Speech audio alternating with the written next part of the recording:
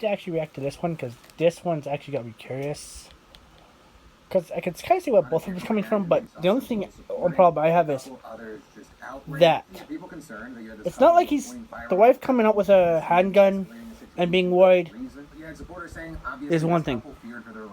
Him coming out with a fucking AK for people walking not on his property, in front of his property. You pull out a machine gun because a bunch of people are walking in front of your house. We're seeing the couple having some serious support from the governor and the attorney general. But all of that said, let's talk about what we actually know about this situation. So on June 28th, protesters entered a private gated community to protest in front of the mayor of St. Louis's house. While the protesters were on their way to the mayor's house, Mark and Patricia McCloskey ended up they were in the community. They weren't on the property.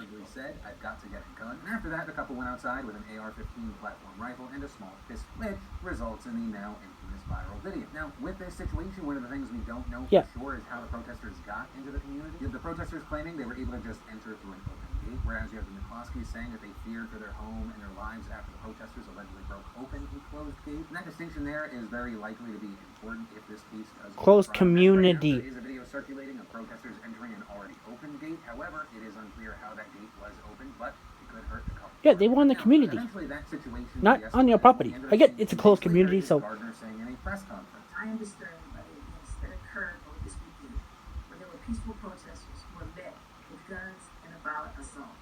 We must protect the rights to peacefully protest, and any attempts to chill it through intimidation or use of force will not be tolerated. So, that brings us back to Monday and Gardner filing charges against the couple. And Gardner saying in a statement, it is illegal to wave weapons in a threatening manner at those participating in non-violent protests, and while we Isn't it illegal to wave weapons at anybody?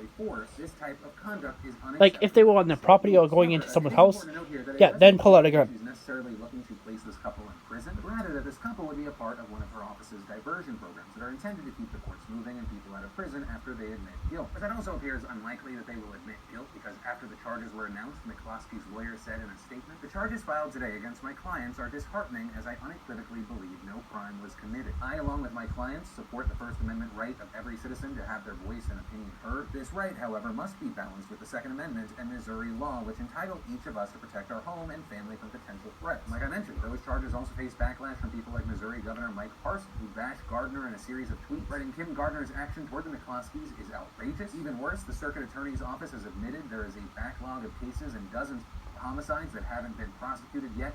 She has accelerated this case forward. We must prioritize laws that keep our citizens safe over political motivations. Kim Gardner owes every single family who has had a loved one murdered an explanation on why she has acted that's a little overshot. Case instead of theirs. Also, even President Trump has gotten involved, with his press secretary telling reporters, he said it is absolutely absurd what is happening to the McCloskeys. He